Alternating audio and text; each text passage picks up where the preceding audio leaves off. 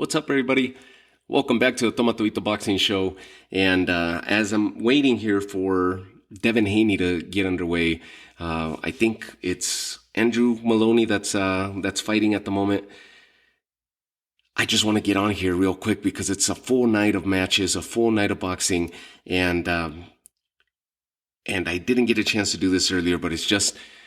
We just ended the card here a couple hours. I think it's about an hour and a half ago, removed from when Claressa Shields just dominated Savannah Marshall, in my humble opinion. Wow. There's a reason people don't like Claressa because of how brash, how outspoken, how loud she is, the cockiness, all this. They don't like that. But she walks the walk. She walks the walk. She told everybody. She told Savannah Marshall and everybody, and did not make it a secret, that she was going to go after her. She says, you think you're going to come out here and knock me out? You'll see. I'll prove you wrong. And she sure did. She took the fight to Savannah Marshall from the beginning, and it was every single punch with bad intentions from both fighters. But Savannah Marshall tried to generate rhythm, tried to get into a rhythm, tried to get into a pace, tried to dictate a pace, or at least set a pace for herself, and was unable to do so. She just couldn't get her strategy to be somewhat of an advantage for her. She just couldn't get her rhythm going. She couldn't set it, and Claressa kept disrupting it because she was just throwing flurries at her, landing multiple punches to the body, multiple punches to the head, which would end up generating clinches or fighting from inside. And because Savannah Marshall has a longer reach, her punches were going past Claressa Shields' head. And it would often create close encounter clinching, and then they would get broken up. And then again, Savannah had some success. She had some success. But I say it often. It was too little and too far in between. Claressa Shields has basically evened the score. Savannah Marshall got herself into this fight after years of back and forth. She got herself into this major fight with the victory of yesteryear, a victory that she held over Claressa Shields, a decision victory she held over Claressa Shields back in the amateur days. And she clinged on that, and this is how she managed to get herself in there. Through a negative came a positive for her. A huge sellout crowd at the O2 Arena, a huge payday for the ladies, a huge day for women's boxing and boxing overall. And Savannah Marshall managed to get herself into a main event fight against none other than the GWOAT, Claressa Shields, self-proclaimed GWOAT. And she's proving it. She's proving every single time that she steps into the ring why she gave herself that nickname, and she's living up to it. Savannah Marshall now suffers her first defeat at the hands of the woman that she claimed she beat a long, long time ago, or not claim, the woman that she beat a long time ago, a woman who fights completely different than the version that she faced in the amateur days. She was bested by Claressa Shields.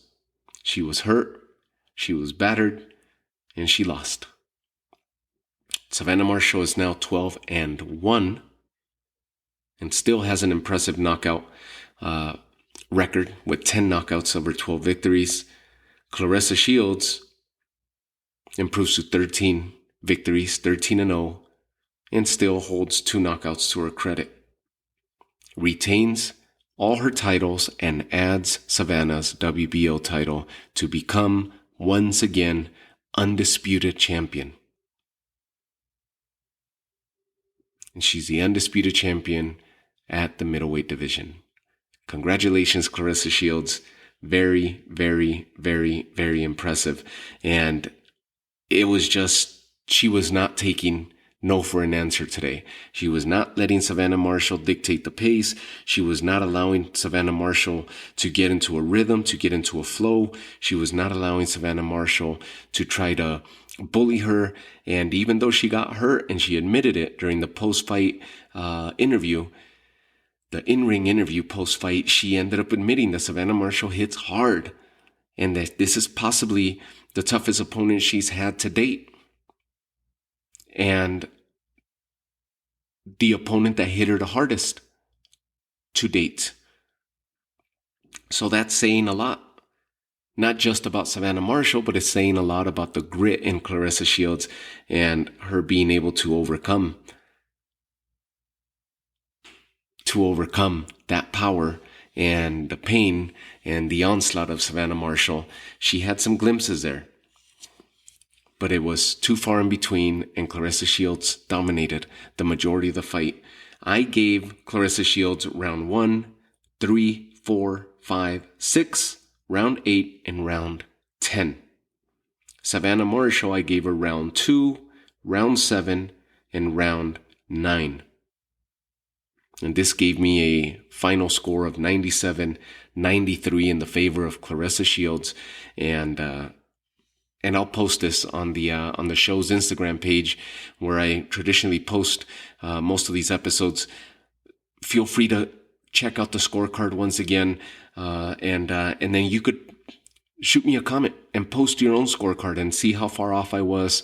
If you agree with my scoring, if you disagree with my scoring and the rounds in which I gave to Savannah Marshall and Shields, if you disagree with anything, feel free to comment and find me on the Instagram page, Tomatorito Boxing Show on Instagram. That's how I saw that. Claressa Shields, undisputed at 160, and the co-main event that I was so excited about, even in the preview episode that we put up about this card, I was so excited, and the hype behind Mikaela Mayer and Alycia Baumgardner, I don't think it's done yet. The disdain, the hate for one another, the dislike for one another, it's not done yet. It's still there, and if ever that fire got lit even more, it was lit even more because of the decision today. It was a decision victory for Alycia Baumgardner, and it was a decent fight to watch. I wish it would have been more in the style of the main event between Savannah and Claressa, but it wasn't. Mikaela Mayer, to me, was a little bit more of the took the lead as far as the boxing approach. Alycia Baumgardner was basically a one-trick pony throughout the entire fight for me. She landed a few body punches. She would throw suppressive fire whenever she would be against the ropes or feel that she was in trouble. She would just throw what I call suppressive fire, which is just punches and bunches to get out of trouble and get back into the center of the ring. She wanted to stay in the center of the ring. Alycia Baumgardner's comfortable fighting in the center of the ring. And Mikaela Mayer is also. Mikaela Mayer boxed the entire time, and she was boxing beautifully. She was having a lot of success. For a good number of rounds, she had a lot of success. But it was such a tight fight. They were each landing punches. It wasn't like there was many combinations thrown. When there were, a lot of punches were missing, and it was a scoring nightmare for the judges sitting ringside. It was a scoring nightmare for anybody who sat and watched and tried to score this fight. I scored this fight, and I came out with a draw. I ended up giving Mikaela Mayer rounds 4, 5, 6, 8, and 10. I gave Alycia Baumgardner round 1, round 2, round 3, round 7, and round 9. Again, I'm going to post this on the Instagram page along with the Shields Marshall scorecard, and you can let me know how you feel. If it was a tie, if it was that close or not. To me, it was really, really close. There were rounds that were swing rounds for me because it was a matter of one punch or another. Baumgardner would land 1 or 2 heavy bombs on Mikaela Mayer, and then Mikaela Mayer would come and land 4 or 5 punches. And even if they weren't power shots, but she was landing 4 or 5 punches that were pushing Baumgardner either backwards or stopping her in her tracks. And you would see Baumgardner smile at these or have an awkward face to it because she was getting hurt. She was getting hit right on the button. There was a headbutt earlier in the fight, and it looked like the braids of Baumgardner ended up cutting, at least rubbing hard against the side of Mikaela Mayer's outside of the eyebrow, and ended up causing that cut. It was an abrasion that ended up bleeding, and that's why Mikaela Mayer was bleeding. That wasn't the side that was getting hit, that side of the face that was constantly getting hit by Baumgardner, but rather the left side of Mikaela Mayer was the one taking that right-handed bomb that Baumgardner continued to land. Why do I say Baumgardner is a one-trick pony? Because she waits to lunge forward and drop that right-hand bomb on Mayer over and over and over and over, and it was working. So why abandon it? I feel that if she would have done a little bit more, she would have had a clear and decisive victory instead of the scores being so tight. Nonetheless, there was a judge that had a 97-93 for Mikaela Mayer, I believe. That was a little bit too wide for me. The other ones were basically 1 point. I think it was a 1 point victory that gave Baumgardner the titles. She ends up getting the split decision, and it was that one. There was a 1 point and 2 points, I believe, is how she ended up coming out with that split decision. You guys could correct me on that. So I'll post these cards on there. Feel free to correct me. Alycia Baumgardner ends up becoming the unified 130-pound champ. You saw Mikaela Mayer step outside of the ring immediately in protest and issuing thumbs down to the crowd and making some commentary that I don't know if the microphones picked it up. I couldn't hear what she was saying, but I was trying to read her lips to see what she was saying. I'm sure she was just upset and disgusted with the outcome of the fight and in disagreement, obviously. And she walked out of the ring and left. Alycia Baumgardner gave her interview. She was heavily booed by the crowd, so it was a heavily the crowd was heavily favored, or at least leaning towards Mikaela Mayer. But Alycia Baumgardner holds no punches back. She was very direct with the crowd, and she was very thankful that she was there. And it is what it is. She came away with that victory. I had it so tight where I feel that nobody's title should have changed hands. I couldn't call it as it was from the preview episode. If you guys go back and check that, I couldn't call it. I didn't know how it was leaning. So my strategy, at least as far as I could see, that would play an advantage for either fighter, was going to be for Mikaela Mayer to try to box from the outside, which she did. And when she did, she was actually gaining an advantage. And those are the rounds that I saw her dominating. And when she tried to engage from close distance and she tried to engage from make it kind of a dogfight from up close range with Baumgardner, she was getting hit not by the right hand, but by left-handed body shots and uppercuts. And it's something that I didn't anticipate in the preview episode that Baumgardner was going to have. I really thought that in my head, I was seeing a Mikaela Mayer that fought Hamadouche from close range, and she would be punching a lot more and being more effective from inside the range. Baumgardner's very quick with her feet and bobs and weaves really good, and that's why she was able to find those openings with the left hand and get Mikaela Mayer off her rhythm. Those are the rounds that I gave for Alycia Baumgardner, where it was not just the overhand right or the haymaker with the right hand that she was throwing over and over and landing with succession and landing with success throughout the night, but she also had the left hand body work that she was able to do and catch Mikaela Mayer quite often. Mayer, more of the boxer. I think in my humble opinion, if this would have stayed a draw, it would definitely draw an even bigger payday and draw and definitely generate a second fight between these two ladies because it was that close of a fight. Nonetheless, the titles changed hands. The judges saw it in favor of Alycia Baumgardner. She's now the unified champ. And the other thought that popped in my head as I was watching this fight. Obviously, this was a co-main to Shields and Marshall. But the one thing that kept popping in my head was, imagine if they were fighting 3-minute rounds. If they were fighting 3-minute rounds, even if it was a 10-round fight and not a 12-round fight, but if they give them that extra minute each round, this fight would have been a lot more decisive. And it wouldn't have been as tight, giving them that extra minute to be able to work, because most of this work would have been done around the 6th round. What we saw in 10 rounds of 2 minutes each, most of this we would have experienced maybe in about 6 or 7 rounds, and then it would have gotten really interesting down the stretch, round 8, round 9, round 10, in 3-minute rounds. Just something that popped in my head. I don't know if you agree or disagree. Other than that, very impressive, all women led card, and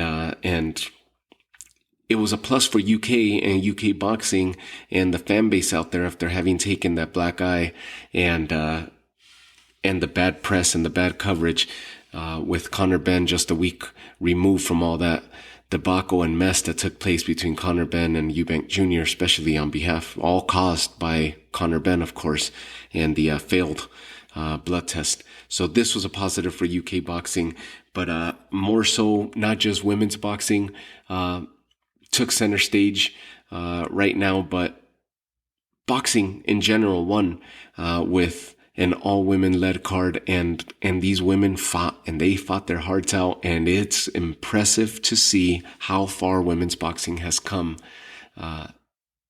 now from the yesteryear days where we had Laila Ali and Mia St. John and Christy Martin. I mean, the way they're fighting now and the styles that they're fighting now. I mean, you also have Seniesa Estrada out there at a lighter weight, of course, but 2 different divisions that were headlining this event, 2 different weights, and both of them impressive respectively. Franchon Cruz de Zern, who fights at a division north at 168, very impressive in her attack as well. And of course, Amanda Serrano between 126, 130, 135, and Katie Taylor at 135.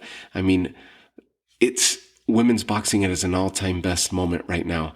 They're at an all-time best, and the winners are us, the fans, because we're getting to see not just women's boxing developing, but women's boxing taking the center stage right now within the boxing world and selling out arenas now, just like they did with Katie Taylor and Amanda Serrano. Now look at this. The O2 Arena was a packed house there for Claressa Shields, Savannah Marshall, and of course the co-main, which drew so much attention and garnered so much attention and so many eyes between Mayer and Baumgardner. I'm sure there's going to be a rematch because it was that tight of a fight.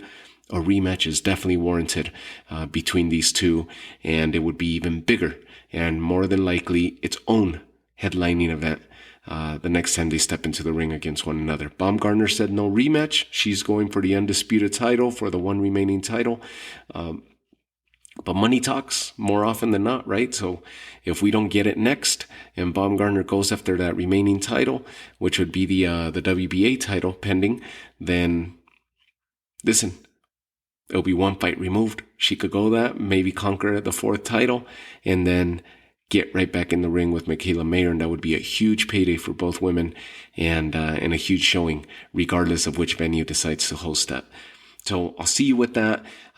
Great start to the Boxing Day so far, and so you got Haney Cambosos coming up in their highly anticipated rematch from Australia, and then Wilder and Helenius joined by Plant and Durrell on their respective card. So I'll catch you all soon here in the coming days, and check out the recap episodes of those events, and then I'll keep putting out content for you guys. Thank you guys for tuning in each and every week, and for helping me grow this humble small podcast.